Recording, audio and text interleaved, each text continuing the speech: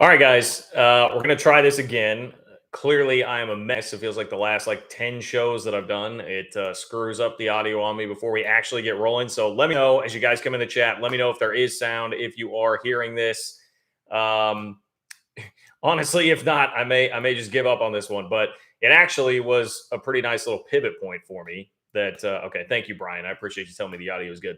Nice little pivot point because I had the show kind of planned around the Pete Thamel article that I'm considering like a State of the Union address, basically for conference realignment, um, and how Virginia and North Carolina are kind of the new prizes that are sitting out there for the ACC and the SEC. We did get a little bit of Colorado information, we got a little bit of UConn information, we got a little bit of Pac-12 update, but nothing that I wouldn't say that we really don't already know. It was just a pretty good summation of everything by Thamel, which he's usually excellent at doing and excellent at delivering that. But then literally as I'm done and trying to figure out my audio thing and clicking away, I look on Twitter and all of a sudden, what do I see? I see another Colorado board meeting popping up. Another Colorado board meeting. So, folks, I guess we have to start with that. I know that when you see that, you may be skeptical, and you probably should be very skeptical about it because how many times have we been tricked by this before? So I am not going to come here and profess to you like, hey, there is a board meeting set for the 19th. So that's 5 days. So that'd be like next Monday. There's a half-hour board meeting scheduled for Colorado on the 19th. I again am not going to get too terribly excited about that for a number of reasons, but it is at least something a little more newsworthy than anything else we frankly had here for this show.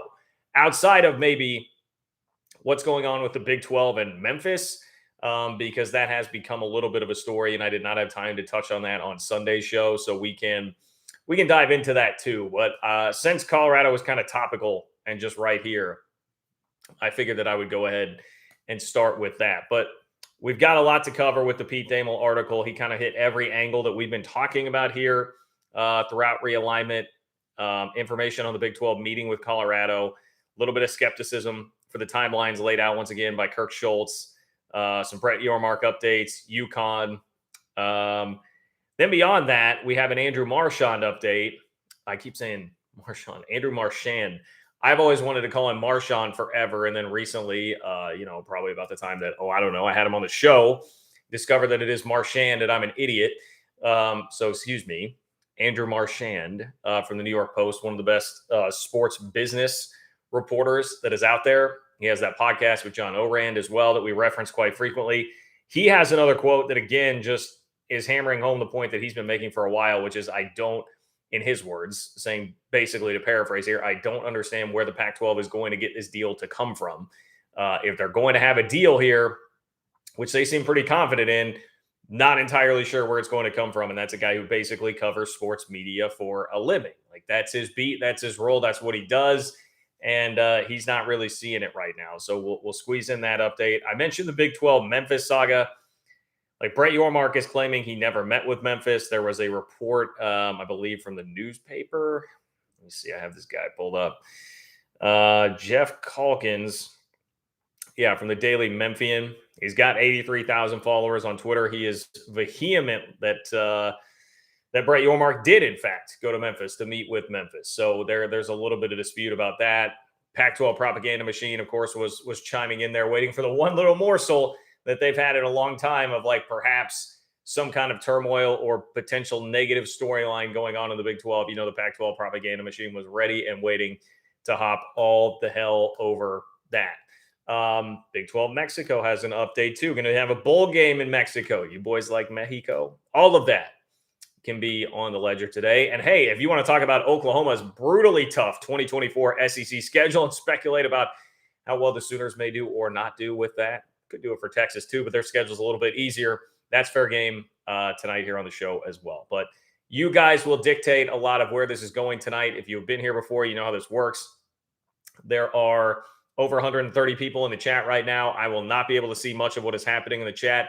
So if you want to make your voice heard, you want to control the content, and you want to support what it is that I'm doing here on this channel to bring you Big 12 and realignment content on a weekly basis, click the $sign below the chat box where it says say something. That is how you can weigh in, make your voice heard tonight, and again, support the work that I am doing. Could not do it without all of you guys. Sincerely appreciate each and every one of you that is here and those of you that do donate. Another way that you can support the channel is just simply giving me one click, just a like. That's all it takes. Just one like on the video helps me with that YouTube algorithm. Also, leave a comment under the video before, during, or after. All that works out great for me too. I appreciate those of you who do that, even if it is that you're going to tell me that I suck, or if you're going to be like John in the chat and just say TCU greater than K-State, even though he seems to forget what happened the last time they played together on the football field. But if you want to do that, leave it in the comments, my friends. Leave it in the comments. And all of that stuff does really help me. Also, John-Kurtz-4 on Venmo if you'd like to support the channel there, particularly those of you that are not catching the show live here tonight. Okay, we are off and running. Let me get to a couple of donations here before we start and dive into why I am once again skeptical of the Colorado board meeting, just like I was the last time we had a Colorado board meeting pop up. And I was like, yeah, I get that it's following the same pattern, but I digress before I get too far down that road. Cameron, what's up, Cameron? Appreciate you being here, Cameron. As always, my friend, thank you. Cameron says, I know we all want to talk realignment, but I'm pumped for football.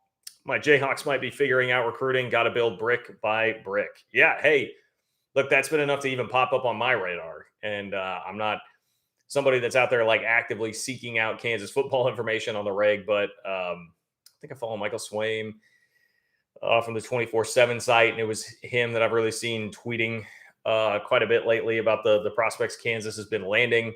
A lot of high 3-star guys with a bunch of offers. I mean, and that's I saw it go through the K-State program here within the last couple of years where their recruiting profile really started to tick up. It was like that was the step, was all of a sudden, all right, you're not just pulling in like three-star is there's so much variance in what a 3-star prospect can be on all these recruiting services. Is this a 3-star with like 2-3 offers, only one high major, or is it a 3-star that's like, borderline 4-star with a ton of offers? And these kids that Kansas has been pulling in lately have been kids that have like legitimate multiple Power 5 offers, and that's a big step. That is a big step for the program. So I can't tell you anything about any of these guys specifically at all, but that is what I noticed from afar, is that Kansas is starting to bring in guys that have legitimate other multiple offers. Saw that happen with K-State, and now K-State's recruiting profile has continued to rise to where they're in some fairly big time battles, at least certainly to me, relatively speaking, as somebody that followed Bill Snyder 2.0 recruiting there for a while. It is getting better. It is definitely getting better. No hate from me here at all. No hate from me here at all. How about that? Now, if you guys want to open up the Jalen Daniels v. Will Howard discussion, which has been popping and hot on the Twitters lately, on the Bird app, I'm here for that all day, because the entire country, man, you guys are just sleeping on Will Howard. The guy, in terms of points per drive with what he was doing with that offense last year when he started playing, it was basically as good as anybody in the country, and nobody really wants to acknowledge that and kind of just breeze on past that. Meanwhile, Jalen Daniels is fairly pedestrian in Big 12 play with his numbers. He feasted on Houston. He feasted on West Virginia. I know that's a conference game, but early in the year, feasted on Tennessee Tech, and then it kind of came back to earth, guys. So I'm here for that discussion, but no hate from me on what Kansas is doing on the recruiting front right now. I see Connecticut fan asking about what will happen to UConn. Just because I happen to scan past this, I will say I have a little bit on UConn later on in the show. What's up, Zach? Zach, appreciate you popping in. Always great to see you, my friend. Zach says, just wanted to say the idea since he could be playing Big 12 conference games against UCF, Houston, UConn, and Memphis in a few years is nuts. AAC 2.0. Oh, Zach, those are fighting words, man. I don't think people are going to like that. AAC 2.0. The funny thing is, even if it is, and I kid, by the way, in saying that, but even if it is, making a hell of a lot more money than Stuart Mandel predicted that it would back in July 2021, right? I think that TV contract, even with all of those teams in there, it's going to pay a little bit more than like $7, $8, $9 million per year, right? I think we're more than tripling that, quadrupling that in terms of the annual value per year per school. So, hey, fair enough with the overall teams there, but it seems like it's going to work out a little bit better financially for everybody there. I will say, the Memphis thing, I mean, we can get into Memphis. I don't take that very seriously. I think that is a backup plan. I think that's probably a covering all your bases. That is probably a just making sure that you have vetted any potential candidate that you have somewhat of a level of interest in. Like, remember we had it was Jim Williams, I believe, the former like TV consultant and industry veteran who has been pretty active in all these discussions. Like, he put out a list within the last couple of weeks of like, hey, these are schools the Big Ten has vetted. And there were like 7, 8, 9 schools on that list that were basically like, hey, they're vetted and ready to go if they ever decide to want to pull the trigger on that. To me, that's what the Memphis thing feels like more than anything else for the Big 12. I mean, it's kind of like, yeah, Canzano pushing for a long time that like the Big 12 had interest in Fresno, which was just like patently ridiculous, like pushing that as if it were legitimate. When in reality, that's, I'm sure, another thing, like their second, third tier sort of realignment option, probably pushed more toward the third tier. But there was a story that got out there that Brett Yormark had been in Memphis to meet with them. And then he said this, quote, I've never met with anyone at Memphis about adding them to the Big 12, nor have I been on campus. So a pretty firm, emphatic denial, which, if you are keeping notes at home, did not happen when he's fielded questions or been asked about Colorado, UConn. There has not been an outright denial about that. There has been about Memphis. So I think that would tell you where they're at in the pecking order. I can say, just to follow up here, that Jeff Calkins that I mentioned earlier from the Daily Memphian, he says, regarding the current tizzy over the Big 12 visit to Memphis, it wasn't our story, but we're not going to refute the original story because, well, Brett Yormark was here, although he did spell it Brett Yorkmark. So, yeah, a little tougher to take it seriously with a Brett Yorkmark, but he says Brett Yormark was here, and it's increasingly clear how badly people didn't want that to be out. Well, I mean, obviously, with the denial from Mr. Yorkmark, it would seem to be that he really did not want that out there. I mean, I would just, to me, just my read, no inside info. It just feels like that's a third tier kind of realignment option covering all your bases. And it doesn't look great if that gets out there. I mean, one, like SMU, for instance, when we saw George Kliavkoff go to SMU, all of a sudden there was kind of a hubbub about that. And one, like just doing it out in the open, two, a little bit of like people being like, really, SMU? It's the same deal. That some people out there will be like, really, Memphis? Like, come on now. So I'm not taking it very seriously here right now. And is some of that because of like my opinion of what Memphis is as a realignment candidate? Absolutely. And like, no disrespect, Memphis, none at all. Respect the basketball program. I think that obviously like Mike Norvell did some nice things with the football program. The stadium's got to get better. I mean, I've been to that stadium twice, and it's maybe the worst college football stadium that I've been to. And I've been to Memorial Stadium in Lawrence. I've been to Vandy. The Liberty Bowl is awful. It's just plain awful. So I know that there are like plans coming here for Memphis, but I don't perceive them as being really ready there right now. But I guess it is. It's a new state for the Big 12 to be in if they're going to get into Tennessee. So.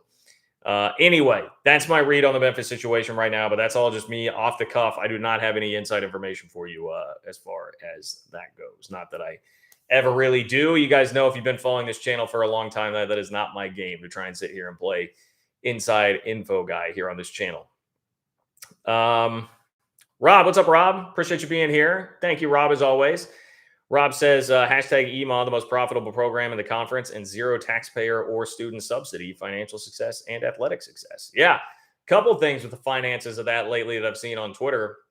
One, K-State had the lowest overall athletic revenue in the Big 12, but yet they had a ton of success with an Elite Eight and a Big 12 championship in football. So typical of K-State, doing more with less. And yes, I did, in terms of profit, like what the expenditures are compared to what's coming in. K-State was the most profitable athletic program in the conference. So fiscal responsibility has been something K-State's been very good with. I know it's not the sexiest thing in the world, but yeah, if you go back to the days of John Curry when he was here, that is one of the positives. One of the positives of what John Curry did. He had his flaws. He definitely had his flaws, but anyway.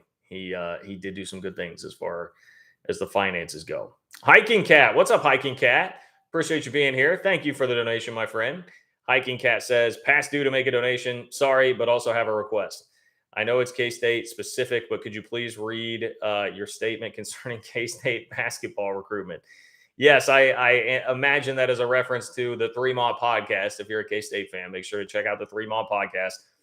But yes, I was a little bit concerned for a while there and letting those concerns hit the airwaves about what K-State was doing in the transfer portal. Love Tyler Perry, but there was a long gap in between before they landed Arthur Kaluma, stud future NBA guy from Creighton that they pulled in here recently. And so, yes, I read a prepared statement that was as follows. I am an idiot.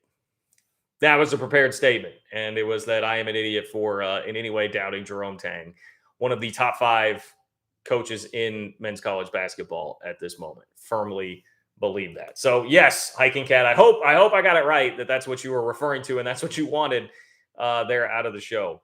So yeah, appreciate your support, my friend. And of course, I am always here to be real with myself, check myself a little bit when I am getting out of hand, a little out of pocket. So thank you for that.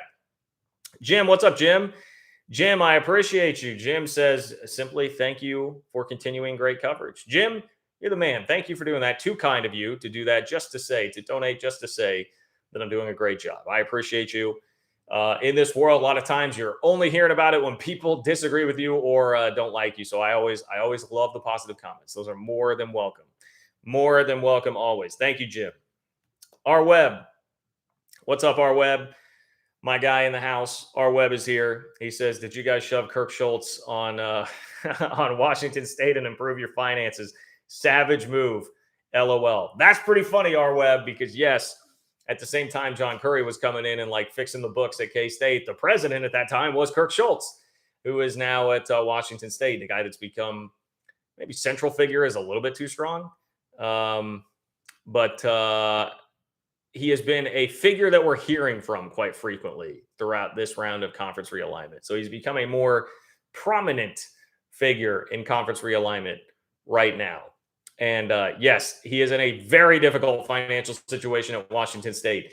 Washington State and Washington, man, they are both in trouble. Even though Washington was in the top 25 of most profitable athletic departments in the country that I just saw, they're still going to be in the hole $5 million this year, and then maybe 7 next year was the projection in that Seattle Times article. So yeah, Washington and Washington State going through it a little bit financially right now. There is no doubt about that. R Webb, you're always making me laugh, man. So thank you for that. Rob says, John, scroll up, missed Pac and ACC shade. Oh, my bad. I did miss one. Rob, boy, I'm sorry, Rob. It must have been because you had back-to-back there. And when I was scrolling through, I just saw Rob again. Rob S. getting his money's worth because, once again, to quote a wise man, I am an idiot. Rob, every school in the Pac and ACC depends on either state or student subsidy for their athletic department.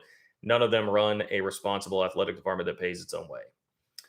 Yeah. Or you could be Kansas, and in order to get your football stadium finally done after many failed attempts, you go to pull taxpayer money and do it through the state that way. And even then, doesn't appear to have all your ducks in a row as far as the financing that you need to make that project go. So yes, Rob, you are correct. You are correct. Although I didn't know that part about the Pac-12 and the ACC. Must be too busy with the academics out there to worry about being fiscally responsible enough, Rob. That must be the only thing.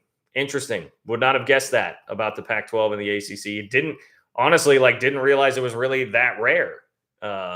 To be completely honest with you, did not realize it was that rare of a thing. I mean, I've known K-State has been operating that way for a while, and I've known some schools are in much different situations, like UConn.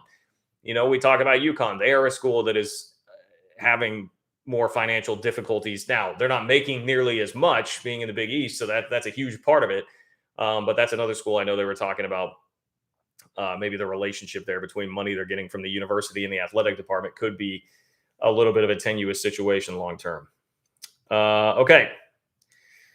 Let's get to the Colorado thing. I kind of started you guys off with this, teased you with it, and then did not come through with like a full-fledged take. But I saw both Jason Scheer, and Greg Flugar tweet this out right before I hopped on today. June 19th, 2023, which, according to my calculations, would be Monday. A special board meeting at Colorado, just a special board meeting, 9:30 a.m. to 10 a.m. I mean, look, it felt like if one of these were going to come through and we were going to actually have this thing go down, it would have been the last one, which was following that pattern of Tuesday meeting that was closed, 3 days later, a meeting that was open, which you have to be open if you're going to vote on leaving the conference. And they had a Tuesday meeting that was closed and then had a Friday one scheduled that was open, but that got wiped out. That got taken off the board. And even when that happened, I said, I'm just a little skeptical of these board meetings because we've seen it come and go too many times. And now here's another one. The telltale sign to me, like the only way I would really start to believe anything is if smoke picks up in the next like day or two, because I can't imagine. I know that Texas, Oklahoma stayed quiet until the last minute. I know that USC, UCLA stayed quiet until the last minute, and really might not even, especially in the Texas, Oklahoma case, may not be fair to say until the last minute. It was just until Texas A&M found out and decided to tattle on everybody. I know those things have proven to be kept quiet when they are of that much importance. But I have a hard time believing we would see it again where like that's really the meeting where something is going to happen and we won't have any reporting leak out. We wouldn't have a single thing leak out before that. It's just going to bam, be there on Monday morning and just happen without. So to me, the key is like you would have to start seeing some smoke really kick up about it between now and then for me to get on board with believing it. And even then, I would still have a hard time doing it. Even Pete Thamel noted in this article that I want to quote from quite a bit today throughout the show. He said, it is Phil DiStefano, Colorado chancellor. He is talking about him. He says, it remains improbable the Buffaloes leave for the Big 12 until the Pac-12 presidents get a firm sense of what the next TV deal is going to look like. Colorado Chancellor Phil DiStefano has said as much. However, sources told ESPN that Colorado's patience has waned, which prompted the in-person meeting with the Big 12 back in May. So I guess there's a little bit of hedging there. Hey, this is what the guys said publicly, that they are going to wait until they figure out what the numbers are going to be from the Pac-12. But then on the back end, hedges by saying, sources do say Colorado's patience has waned. But I mean, still, I think there's enough there for me to have really healthy skepticism of what this board meeting is going to be. Look, would I love it to be the Colorado thing and finally we get some sort of resolution after being teased with this for a long time? Yes, that would be great. But I've got to believe it before, excuse me, I've got to see it before I believe it. That'd be the whole point in saying that. I need to see this thing before I actually believe this thing. But if you want to get your hopes up, you can go check out my Twitter, Jason Shear, Greg Flugar, have all been retweeting it now, this Colorado board meeting that is coming up in 5 days. Okay, Cougar Tracks. What's up, Cougar Tracks? Thank you for being here. Appreciate your support as always. Cougar Tracks says 17 more days. BYU and 3 others will be official members of the Big 12. Long time coming. I'm glad you're keeping track of that and counting that because I had forgotten that it was that close. That seems like crazy. Like, damn, man. 17 more days. 17 more days. We are not far away from Big 12 football media days in Dallas either. Got credential approved for that. So my plan right now is to be there. We'll be doing a bunch of stuff for the 3 Mob podcast, but also hopefully can get you some content for the YouTube channel there. So I look forward to being able to make that trip. And it'll be cool, man. It'll be really fun to have, hopefully, seeing some of the BYU media folks that I've come across a little bit digitally here since the news broke that they were going to be joining the Big 12. So, hey, cheers to that. I guess I've got a can of ginger ale here. Cheers to that.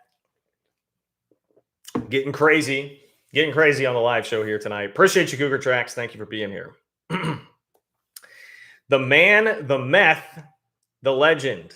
That is a name. We've had some good names in here before. The man, the meth, the legend, excuse me, is up there. The man, the meth, the legend says, think Florida State ends up in the SEC. You think they also take Miami or Clemson? Think there's a chance one of those could fall to the Big 12. Ooh, interesting. Now, I will say maybe the door was like slightly cracked open when we heard all these reports run together. There was a report within the last couple of weeks that even Clemson, Miami, North Carolina, Virginia, the whole gaggle of schools in the ACC that are trying to get out, that even they would not net you enough money to be additive to either the SEC or the Big Ten right now. The problem there being it's just too concentrated with power. You've got too many huge brands there right now that like you're almost maximizing your dollar value, unless obviously the one exception here is Notre Dame. That like Notre Dame is kind of the only chess piece left on the board that like really truly would add money to your conference. I think we've already kind of figured out like Oregon and Washington are just not quite there. They're tweeners. They're in between. They're certainly better than what the Big 12 and the Pac 12 and most of the ACC are right now, but they're not at the Big 10 SEC level. And so I think this is where, like, Joel Klatt had his comments the other day where he said he expects it will get to a point where teams are dumped from these leagues and cut from the bottom. And that would be the easier way to go about it. Like, making more money for these leagues would happen faster and more easier, more streamlined by cutting teams, cutting the Vanderbilts and Missouris and Boston colleges of the world, than it would be the other way around, trying to go add Clemson, Florida State, Miami, etc. The interesting part here, and I'm not saying you're wrong that Florida State would ultimately end up in the SEC, but they do have a steep hill to climb in terms of just how it is exactly that they're going to get out of there. And then even beyond that, find this part in the Pete Thamel article, because originally this is going to be kind of the driving force of the discussion for me today. He has a shout out specifically to Florida State fans in here. So on the ACC, Pete Thamel says, meanwhile, all 14 ACC teams are tied to the league through a TV contract with ESPN that runs through 2036. And sources around the league are skeptical of an imminent breakaway attempt. It's just too complicated given the legal and financial questions. North Carolina and Virginia mark a geographic, population, and recruiting battleground for the SEC and Big Ten. They are desirable media markets and could help with student recruiting, as they are the number 9 and number 12 most populous states in the country. Both North Carolina and Virginia are in contiguous states for both leagues. Notre Dame is too, with Indiana bordering Kentucky amid the Big Ten footprint. I apparently have gone to... Okay, I skipped over this part. Well, the Big Ten and SEC have both prided themselves on distinctly different league cultures. There's a turf war looming in the distance as big brands inevitably creep up to the Power Two. Who can land Virginia and North Carolina? So that was the first part here of any of this in that article from Thamel. He's saying the race between the Big Ten and the SEC would be to land Virginia and North Carolina. He says both leagues are peering at each other from their respective league headquarters. Neither wants to be overtly destructive or accused of tortious interference, but neither league wants to be a step behind the other. So they watch and wait. This is what makes the prospect of landing North Carolina and Virginia integral in both leagues' down-the-road expansion plans. Outside of Notre Dame, there are no programs that will be as coveted by the SEC and Big Ten thanks to both geography and market. That's a strong statement there. Now, this is Pete Thamel, man. Thamel's at the top of the mountain. He's the lead dog for ESPN. There's a guy who's been doing it for a long time. I loved listening to him on the Yahoo College Football Podcast. Very sharp guy that I certainly trust. I think he's extremely plugged in, well-connected. He says, outside of Notre Dame, there are no programs that will be as coveted by the SEC and Big Ten thanks to geography and market. And he's referring to North Carolina and Virginia. So they seem to be higher in the pecking order than Florida State would be right now. Now, does that mean like if one is going to the SEC, that the SEC would not just add another there and perhaps take Florida State along for the ride? Nope, it doesn't at all. But football success does not always determine what's going on in conference realignment. That much has been made very clear. Thamel says exactly that. It's important to remember that expansion desirability does not directly correlate to football success, which is why there may be smoke coming out of Clemson fans' ears reading this. Oh, it was Florida State and Miami too. So I guess Clemson got the worst of it there, Florida State. Clemson got first billing, then you, then Miami in terms of steam coming out your ears. So if you are, don't shoot the messenger. Don't shoot the messenger. That was just what Pete Thamel had to say. And he references here, speaking of Missouri, he says, think about the additions of Texas A&M and Missouri to the SEC, or Rutgers and Maryland to the Big Ten, none of which has won a league football title since arriving. Making the point that, like, hey, it's not all about what your football program is or how much you've been winning. It's much more about other factors here, brand and geography. Brand, geography, academics. I guess you could go with all three of those if you want to include that for the Big Ten. In particular, their purposes and why they would want Virginia and North Carolina. But again, that's something like we had kind of heard, but that's the most emphatically I've seen it stated by somebody that's really credible and brings the credibility of a Pete Thamel. The most emphatic and the most credible way that I've seen it laid out there that Virginia and North Carolina, they're apparently the top two on the board there for the old SEC and Big Ten. So that would be the battle. Now, you think they also take Miami or Clemson? I mean, do I think the SEC definitely has some interest there? Yes, I do. But we've now seen Thamel say, hey, Virginia, North Carolina are who they're after. And we've also heard that the Clemson, Miami, Florida State tier is potentially not additive for these leagues. So which would probably, I mean, I would think those things go together. Thus, Virginia, North Carolina wind up being the top couple of priorities. So as weird as it is, and I mean, I've got nothing against Florida State. I really don't have much against Clemson. I'm not the biggest Dabo fan in the world, but I don't really have anything against either school. It just seems like the harsh reality is that, despite Florida State being a marquee football brand for the last 30 or 40 years, and Clemson being like one of the 2 or 3 best college football programs in the last decade, that may not mean all that much when it comes to conference realignment, or at least as much as they would need / want it to mean. Our web, what's up, our web? Our web says AAU replaces fiscal responsibility. Pac-12, ACC, KU. Yeah, that's a pretty good, that tracks, man. If we're saying Pac-12 and the ACC, they don't have any athletic departments that operate at that level of being in the black and not taking anything from the university.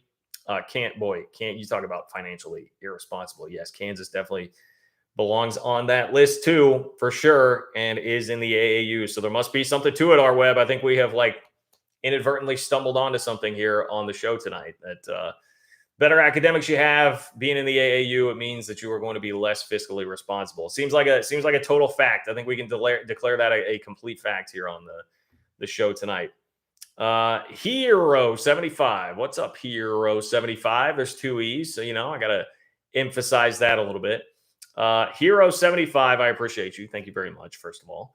Says, my personal belief is that the closer we get to the end of the month, the more likely teams will jump. I believe the deadline is July 1st or 4th. Boy, how would that be? How about that for a news dump? Like Colorado heads for the Pac-12 or heads to the Big 12 on July 4th. That'd be some timing.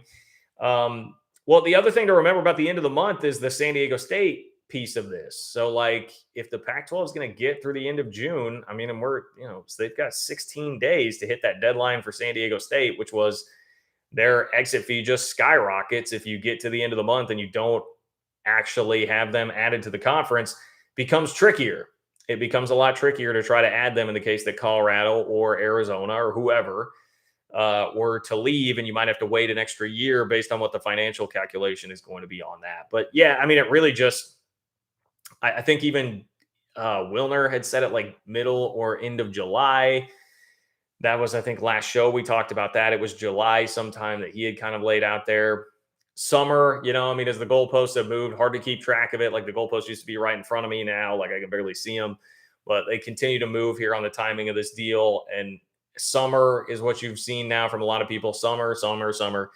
I would certainly think we've got to be approaching that and getting close. I mean, it's at some point you just don't have the deal, right? I mean, if it keeps going like this and you keep speculating, you keep going through the same dumb cycles of somebody spewing out a date and then it not happening and then coming back and saying, oh, we'll beat the Big 12's number. Oh, we'll beat the Big 12's number. This is a layup. It's coming in 2 weeks. Oh, it didn't happen. Well, it's coming soon. If we just keep going through this thing at a certain point, you don't have a deal. You don't have a deal. And I mean, we'll see. Maybe the Pac-12 pulls it out. But on that front, I think Hero 75, it's a good place to go bring in my Andrew Marchand. God damn it. Andrew Marchand, his latest update on the Pac-12. So this is what he said about the TV situation for the Pac-12. He said, Amazon is unlikely. CBS is a no. NBC USA is another no. Fox is a no too. Those are the biggest players. So no Amazon, no CBS, no NBC USA, no Fox. He has also said in the past too, no ESPN. He goes into, then you get into Apple. They're a little bit of a wild card. I've heard certain things, but nothing definitively. I lean towards probably not with them. The Pac 12 has said they do not want to do an all digital deal, and it looks like that's Apple's strategy. So that leaves the CW, Scripps, and those types of players. Man, the Apple part was the most surprising of all of that to me. And I know that Marchand has kind of always been in that camp, like, hey, Apple just wants to go all in. If they're going to do it, that doesn't seem like how the Pac-12 is really riding here. So I understand how he gets to that conclusion. I guess I just assumed, like, if it's gone on this long and there are still people as recently as last week willing to tell John Canzano, like, confidently, we're going to beat the Big 12's number, I would just think that, like, Apple has to be a part of that. With everything else falling by the wayside, I don't understand how you're going to do that and hit that number without them. I mean, I guess unless it is the CW just wants it that badly, wants to get in that badly. Maybe that really is it, and that's maybe Marchand is correct in speculating about those. But man, that just seems like a tough putt to me. I have felt like Apple probably still would have to be involved here. And it would also, the other part with Apple is that, back to again what Marchand has said before, like, very persnickety. They're not going to bend to anybody's timeline. They're going to do it on their timeline. That would also make sense here as to why, like, we've been sitting here without a deal actually happening and the can getting kicked down the road. So, I mean, I don't know. But look, I trust that guy a lot. He is as plugged in as you can be on the opposite side of where most of this info is coming from. Like, we all complain about, the Pac-12 sources and what they tell Pac-12 folks, and then they will complain about the Big 12 sources and what they tell Big 12 folks. Dennis Dodd, for instance. Well, Marchand doesn't have any of that. There's a guy based in New York that covers sports media. So, like, his stuff is coming from the media world, and he's saying what Pete Thamel also said in his article, which was, like, nobody can figure this out. Like, everybody with connections in the TV realm looks at this and says, like, we don't know where this is coming from. We do not know where this is coming from to the Pac-12. They still seem to be confident and think that a deal is coming, but we have no idea because traditional partners, traditional reporting, things that we are hearing from those in the industry is just counting out most of the major players that you would expect to be involved here. So interesting times. Okay. Let's go ahead and reset a little bit here. If you want to be a part of the show, click the $ below the chat box where it says say something. That is how you can donate tonight, support the work that I'm doing to bring you Big 12 content on a week in, week out basis. But more importantly, make your voice heard. It is how you get on the show tonight. It will pin your chat up above everything else so that I will see it and will read it, even if you have to be a trooper like Rob S. and remind me, because sometimes I can be an idiot. But no, it will get you on the show tonight. Your question or comment will be read that way. That is the way to do it. Also, you can click the like button, totally free, really helps me out. Just like the video. That's all I ask. Completely free, helps me with the algorithm. Leave a comment underneath the video before, during, or after. All that stuff is great, and I would appreciate that as always. McMuffin. Oh, John-Kurtz-4 on Venmo as well if you're catching it after the fact. McMuffin, always love seeing you here. Thank you for being here. McMuffin says, I discovered Fitz today. Big fan. Savage. Sickum. Yeah, if that's a reference to Tim Fitzgerald, I'm assuming that it is, because I know he's been hopping in and doing some realignment stuff. Yes, fellow cat, another K-State guy, another K-State media guy that I was on the beat with for a very long time. So yes, shout out to Fitz there. Sorry, I know I've got some more here. It's skipping way down in the chat. Trying to make sure that I don't miss anybody, and I almost missed Bill G. Because of it, but I'm being careful. And you have Rob S. to thank, Bill G. And Bill G's just thanking me. Bill G says, thanks for continued great coverage. Hey, appreciate that immensely. Of course, you guys know I'm always here for it. And I appreciate the hell out of all you guys that are here every single day or every single week. I'll put it that way in the chat for the live shows. Love you guys. Thank you, Bill G. Thank you for being here, my friend. Zesty's Retro and Games. What's up, Zesty's Retro and Games? Zesty's Retro and Games says, Wichita State to the Big 12 with the Zags. Is this over by July? Well, we've addressed Wichita State before. That has been asked by somebody before. Look, Wichita State doesn't have the pull right now, man. They don't. This isn't 2013. Like, Ron Baker's not walking through that door. Fred VanVleet ain't walking through that door and hasn't been in that door for about 5, 6, 7, 8 years. I mean, like Wichita State, they don't have any juice anymore. And even when they did, I mean, I still think that would have been a tough putt. Certainly now, they don't have the juice for it. The as crappy as he may be as a human being, like Greg Marshall ain't walking back through that door for Wichita State. So I don't think there's any world where that happens. Gonzaga, we'll see. I still think that's probably on the board, but the last we heard through reporting, it was that Brett Yormark might not have enough internal support throughout the Big 12 to make the Gonzaga thing actually happen. Is this over by July? No, I mean, I don't think it's over. I don't honestly, you could ask me that with about any timestamp on it. And I think that playing the odds, I just say no. And I'm going to win more often than not. We're kind of at this point now where it has happened so many times. Surely it's going to be over by the end of football season. Surely it's going to be over by the end of winter. Surely it's going to be over by March, April. What Unity State? We've had so many of these things. I just the safe bet, the safe money is to just go ahead and say that it will not be over by whenever it is. You could tell me will it be over by 2026? What's coming, the end of days or the Pac-12 media deal? I'm going to take the end of days because that's the safe money as of right now. I feel like I'm going to be making that's where the juice would be in this. That's where the value is. You hear talk about bets the value. The value would be in saying that no, it's not. Although that I'm actually, again, back to I'm an idiot. That might actually be incorrect depending on what the odds were that you were going to give me, because I'm sitting here telling you the favorite would be that it's not going to actually be over. It's here's the better analogy. If you're going to pick someone to win the Big 12 in basketball every year and you take odds out of it, just who's the most likely, and you win if you get it right. I mean, you take Kansas every single year. That's what the safe money would tell you because they damn near always win it. Well, right now we're seeing every time there's any timestamp put on it, it doesn't work out. So anyway, long way to get to that. But that would be my take on it. It would be great if we did have some resolution by July, but I do not think that that's going to happen just because I'm not in the business of trying to lose money here. Starter 179. What's up, Starter 179? Thank you for being here. Appreciate you as always. Starter 179 says Texas Tech has sold the most season tickets since 2016. National media said the Big 12 was dead. It's more passionate than ever. Long live the Big 12. Hey, I am with that. Long live the Big 12 indeed. Viva Big 12.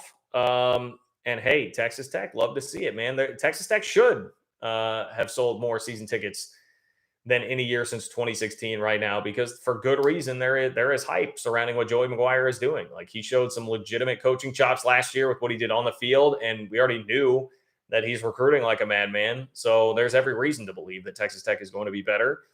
Every reason to believe that Texas Tech is going to have a bright future with Joey McGuire at the helm of the program right now. So, man, I love to see it.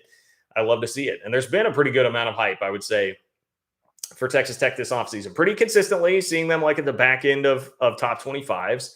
Honestly, Texas Tech feels a little bit to me like K-State last year, where internally in particular, K-State fans, there was a lot of optimism about what was coming back and what you might be able to do, what you might be able to accomplish with that team. And there was a little bit of fringe, hey, this team actually could be pretty good. You had some people looking around saying this is the dark horse, right? Last year, K-State was kind of the dark horse, trendy-ish dark horse preseason pick to challenge for the Big 12. I think Texas Tech has really taken over that mantle this year. And someone, I'm going to mess up who it was. I don't remember who it was. Someone I recently saw did the work on what the records have been of teams the year before they won the Big 12 recently. And it was the last 3 Big 12 champions had rough seasons the year before, or had 7-5 sort of seasons the year before. And then back to 6-6, 7-5 seasons the year after, showing kind of the randomness of it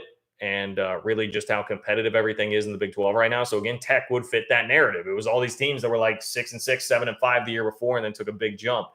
So I think there's a lot to like there about Texas Tech. A lot to like there for sure. Cat fan in Huskerland, a.k.a. Daniel Osborne. What is up, my friend? Always enjoy seeing you here. Thank you for being in the chat. Daniel says, I look forward to being in San Diego on vacation in early July to hopefully welcome STSU to the Truck Stop Conference. Okay, hey, I'm here for it. San Diego is, I've said this many a time, so some of you will probably roll your eyes at hearing this again, but it is it's in my top 3 favorite cities in America: San Diego, New York City, and Kansas City. My 3 favorite cities in this country of ours. So anything that gets me to San Diego or gives me an excuse to go to San Diego, I am here for. And on the realignment front, like blow to the Pac-12, Southern California market, after dark time slot, very competitive football and basketball programs. Lot to like there about San Diego State. So, hey, that'd be great. That'd be great, Daniel. If that were to happen, like that would be something that I would think would have to happen in the next couple of weeks, once again, because of that exit fee conversation that we're having with San Diego State, but maybe not quite as important to the Big 12, where you could stand to wait an extra year. So perhaps as I talk it through, that actually doesn't matter as much. What are we talking about? How is it that I go from that and I start to scroll down to the next chat? And you guys know, like, I don't really read very much of what's going on in the chat because we got 350 people in here other than when you guys are making donations. But how is it that I scroll down from this lovely comment from Daniel to see somebody saying KU is the one keeping your mark in his place? What the hell is that supposed to mean? I don't look. I guess I can only guess what the context would be surrounding that. But is that Kansas holds some cards that like Brett Yormark needs to bow to them? Dude, we just saw Virginia and North Carolina jump in front of Clemson, Florida State, and Miami in the pecking order of who the SEC and the ACC want. You're pretty far down that list, my friend. You're pretty far down that list. Anyway, I could be totally off on what the context is there. I apologize if I am. KU is just a regular old member of the 12. Stop with the fake flexing. Yes, David, thank you. Thank you. I try not to do this to you guys because I know, like, I want to make the donations mean something and be valuable, but that's a hell of a discussion that's happening right there. Kansas keeping Brett Yormark in his place. Get the hell out of here, man. Andrew Woodward, what's up, Andrew? Andrew says, listening in DFW, keep up the great work. Hey, appreciate you, man. Shout out to Andrew and DFW. Hope DFW is popping tonight. Appreciate you being here. Thank you for your support, my friend. I really sincerely do appreciate that. Starter 179 checking back in. What up, Starter 179? Okay, here it is. Oh, Starter 179 got sick of it before I did, apparently. Starter 179 says, to the Kansas fan in the chat saying you've outgrown the conference, stop embarrassing yourself. Go put out another press release about the KC airport. Well done. Well, actually, Starter 179, Kansas flies out of Topeka. They fly out of Topeka because, yes, as much as they would love to tell you they are a part of the Kansas City metro area, they're just as close, if not slightly closer, to Topeka. So you could just as easily consider them a piece of the Topeka metro area, and that is where teams fly in and out of, and where Kansas will fly in and out of is good old Topeka. Whereas in Manhattan, Kansas, guess what? You fly directly into Manhattan, Kansas. Fly MHK, baby. Daily flights to Chicago and Dallas. So, yeah, I mean, look, I will just restate what I stated. A part of this, Pete Thamel reported Virginia and North Carolina are the apple of the SEC and Big Ten's eye outside of Notre Dame, quite obviously. That can be there with any statement about realignment. But then you've got Clemson, Florida State, Miami all sitting there waiting. And even freaking Utah made Jim Williams' list that he said of like the 7 schools that have been vetted by the Big Ten. Utah was on there and Kansas wasn't. We saw a list at one point within the last year that had TCU, but not Kansas. I mean, you can think what you want, man, but the reporting ain't lying here, my friend. There's it was imminent, Mr. Vernon said it was imminent 2 years ago, and it hasn't happened. And you're still sitting here buried on the list for the Big Ten and the SEC. So I don't know, man. Whatever helps you sleep at night. Brian, what's up, Brian? Brian says, I can see the Pac-12 announcing a new TV deal if they can get one, and maybe new members of the Pac-12 Football Media Day, which is July 21st in Vegas. Thanks for the great show. That's not a bad theory, Brian. That's not a bad theory. Appreciate you and your support, as always. First of all, I mean, if you want a deadline, and now that I think about it, I feel like that was the deadline that Wilner set was the 21st for their football media days. That would be a tough one. And the point that Wilner was making, which is a very good one, is that already you have this year that's supposed to be very good in the Pac-12 football wise, and it should, man. It should. They've got some really good football teams this year, on paper at least. It should be a big year on the field for the Pac-12, and it's already being overshadowed this entire offseason by this saga and what's going on with Colorado. And if you show up to media days without a TV deal yet, I mean, that is all like, imagine Kliavkov's press conference at Pac-12 media days if they still don't have a deal. I mean, he's just going to get hounded with questions about it. And that will be the defining storyline of the entire weekend. Like, nobody will be talking about what's happening on the field or what's about to happen on the field. It's going to be all about what's going on off the field, and is anybody leaving, and are you going to get this done, and what's taking so long. There would be a lot of curiosity to what Kliavkov would say, since he has not spoken publicly much. And I mean, Pac-12 fans, I'm sorry, but I have to harken back to this. The few times we have heard from Kliavkov throughout this entire saga, it's generally not been good. He's put his foot in his mouth and said things that drew negative headlines, like UCLA is making a financial mistake to go to the Big Ten, like the Big Ten and the SEC, we will catch them financially eventually. This one maybe wasn't quite as negative, I suppose, but he popped off with the, we haven't decided if we're done shopping there yet when talking about the Big 12, which, hey, George, let me know. Let me know. And probably demand for Kansas there. Back to said Kansas fan, you can probably hop onto the Pac-12. Yeah, I'm sure they'd take you. But apparently George hasn't decided yet if he's done shopping there or not. So there's that. My God, we're talking about. Good Lord. We're talking about basketball national championship numbers in the chat there, huh? As somebody who has outgrown the conference. What a world. What a world we live in. Cat fan in Huskerland, a.k.a. Daniel Osborne. Daniel, I appreciate you. Thank you, thank you, thank you. Daniel says, great show, John. Go Cats. I appreciate you, man. Thank you for being here. Always appreciate your support. Shout out to you. Shout out to your daughter as well, who I had the chance to meet at the K-State baseball game not that long ago. Did I miss anybody else? I think I am caught up now with Daniel. Okay. Let me see what I have missed in the Pete Thamel article, and I think that will be about it. And we can go ahead and mosey on out of here. Thank you all for bearing with me on a later show than normal because of one, more technical difficulties, and two, me just running around like a chicken with my head cut off today.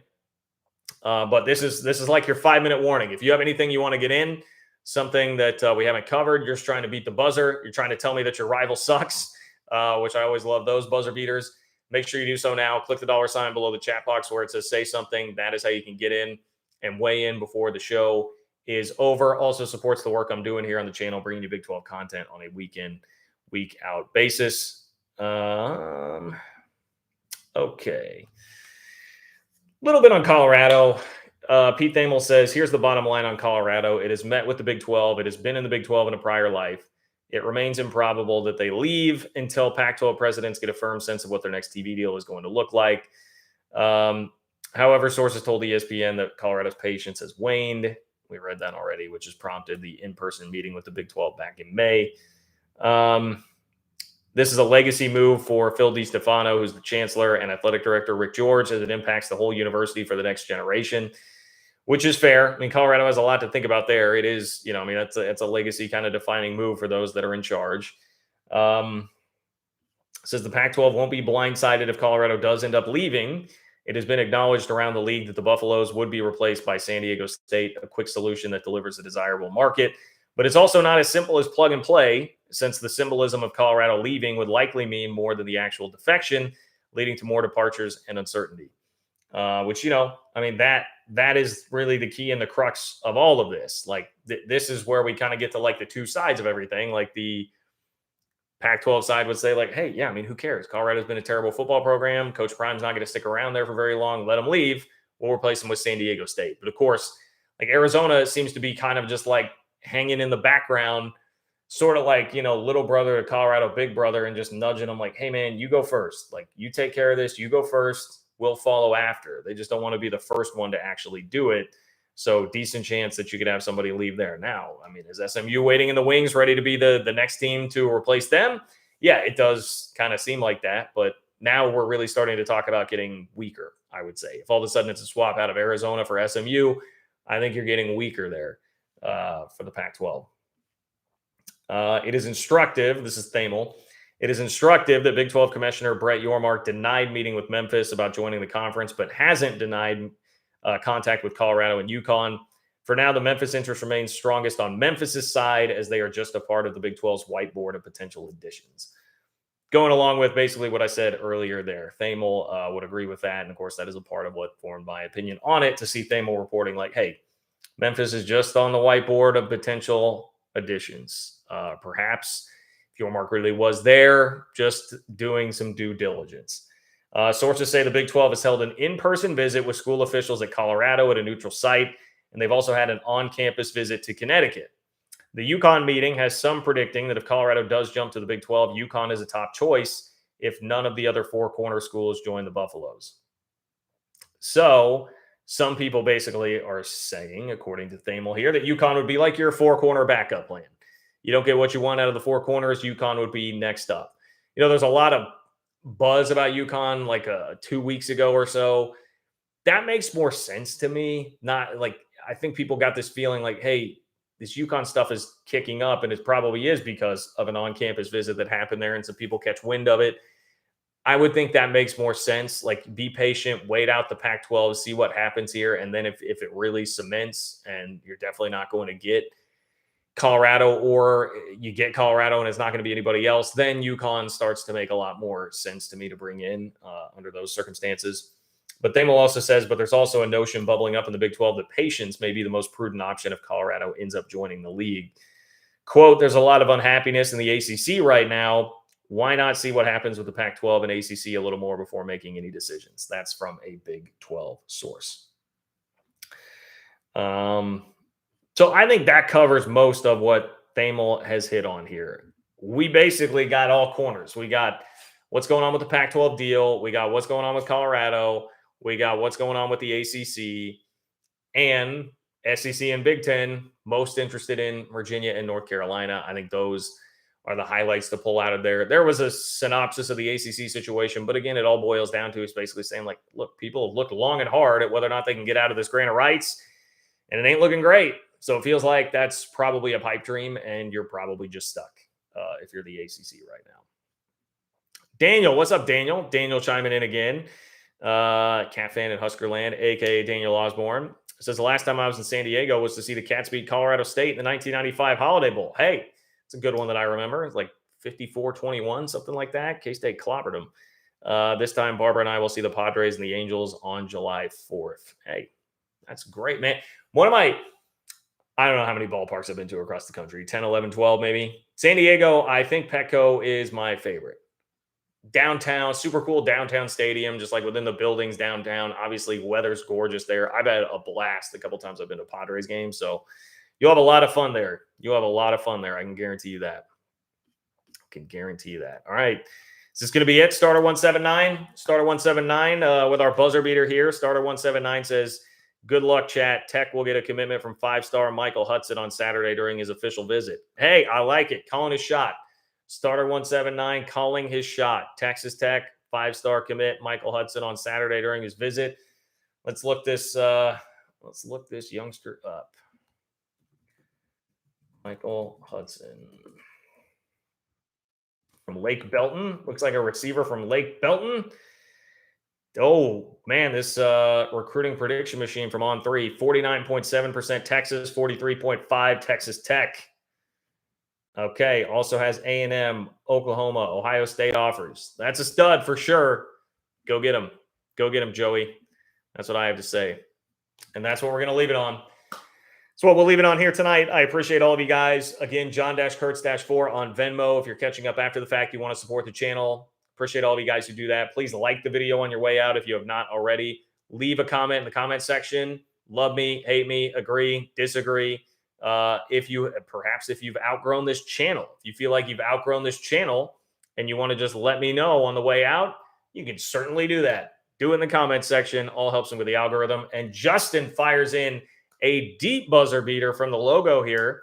Justin R says, this 10-year ride is coming to an end. Cincy and Houston are finally going back to a power conference. Gonna miss them. As for that other team, they're the Big 12's problem now. Ha ha. Hey, I like it, Justin. Justin usually is coming in with just the UCF sucks here at the end, but this time a little more subtle with the UCF shade and some well wishes for Cincy and Houston. So, Cincy and Houston fans, make sure that you listen to that from Justin, our friend Justin here, with some kind words for you on your way to the Big 12 as we are inside 3 weeks of that becoming official then. Okay, that is going to do it for me. Thank you guys for being here. Entertaining chat tonight for sure. We'll keep you updated. Follow me on Twitter at JLKurtz if you want more minute-by-minute updates because we all know we're addicted to our phones. I will be there for sure. Spread the word of mouth, social media. I'm laughing at Justin. Word of mouth, social media, fans of your school, fans of the conference, any Facebook groups, anything like that. Let them know about the channel. Let's continue to grow the channel. Appreciate all of you guys. Support everybody else who's out here doing this thing too on the YouTube realignment grind. And Justin totally beating the buzzer. UCF fans are bots. UCF fans are bots. Jason, I got to leave one for Jason here. Lance Leipold is easily a better coach than Chris Kleinman. Come on, man. Well, he probably is because Chris Kleinman does not exist. That is not a human being. Chris Kleinman he's got one of these, man. It's a Big 12 championship ring. I'm not seeing any on Lance's finger yet. And with that, I bid you guys adieu.